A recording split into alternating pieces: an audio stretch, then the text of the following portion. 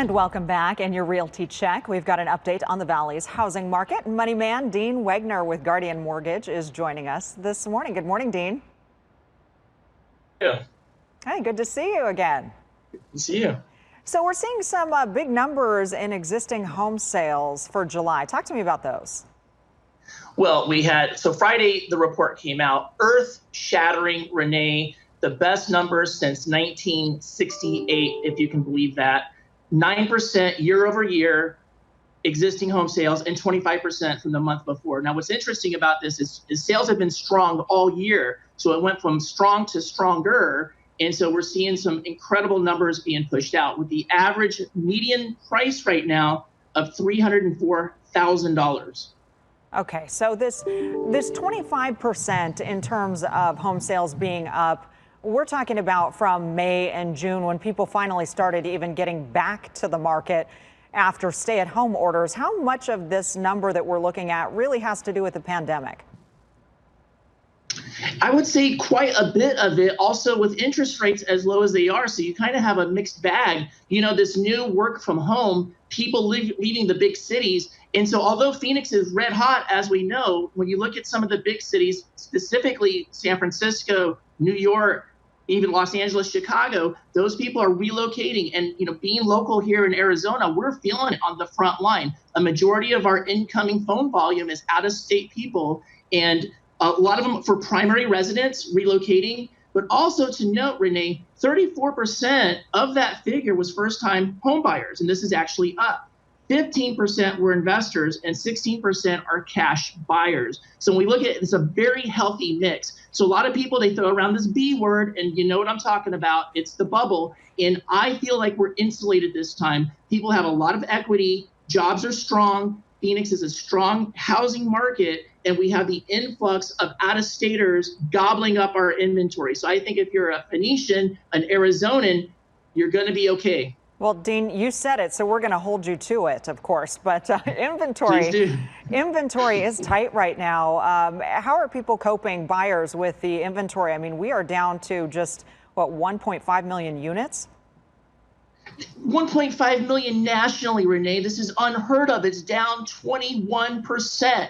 I mean, it's like people are like, it's like back to 2005 when you're walking your dog, you know, talking to neighbors, or you're thinking about selling. It's literally getting to that point. Wow. And you're seeing homes, you know, first hour on the market, multiple offers. We're seeing agents doing, you know, live from people out of state, just showing them on their phone making offers. And now they're going overpriced, which we know. And here's something I've just last week, Renee, it knocked me off my chair, because we saw this in Northern California when it was red hot. But now you're seeing people, let's say you're asking $200,000 for the house. They're going to give you $200,000 and then $5,000, Renee, $5,000 for the seller's closing costs on top of it. It's like a little tip to take my offer. So you're seeing some crazy tactics right now. But when you see this kind of appreciation, you know, you still might be insulated. And again, people from the big cities think Arizona is on sale. You can buy a gorgeous home for a reasonable price. And let's just put one thing in perspective. At an average of $304,000, Renee, you're looking at about a total buy-in, if you're a first-time home buyer, about $15,000 to own your house, and a monthly mortgage payment of right around $1,600. That's with everything. It's still below like rent. It's way less than the big cities. That's why we're seeing this kind of numbers going around right now. Well, that makes sense. But you can't force a homeowner to resell their home, but we certainly have enough land here. What's keeping more new construction from not hitting the market? Why aren't we seeing bigger numbers? Because we know developers want to sell anything they can.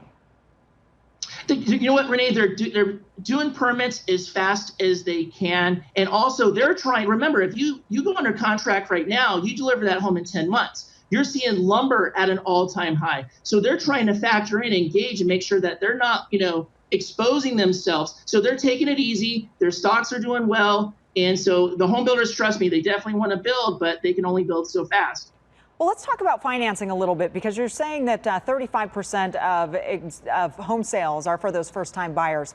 Is it still necessary to go FHA? Because as the prices kind of inch up here in Phoenix, those FHA maximums may not quite keep up. Is it important for a buyer to be able to go conventional? And how does financing work for a first-time home buyer right after a pandemic? That's an awesome question, Renee, and great insight. So when we're talking FHA financing, and again, this is the most successful first-time home buyer program in the history of the United States. That's going to max out at a sales price of roughly $330. So we're pushing that. Here's the beauty of FHA. You can go down to a 580 FICO score. So we're saying we're saying C minus credit grade. Now, conventional, Renee, ideally you want to be at 680 and above. The reason is the monthly mortgage insurance gets extremely expensive. So consumers, please pay attention to your FICO score. It's more important now than ever. But again, if you see the average home price get up to 400, you're almost forced to be in conventional. You really need to be above a 680 FICO score. And with COVID, I will tell you this, they are asking a lot of questions. They're verifying up until the day of closing that you haven't been furloughed, your hours are cut, you're still full time, nothing has been affected by COVID.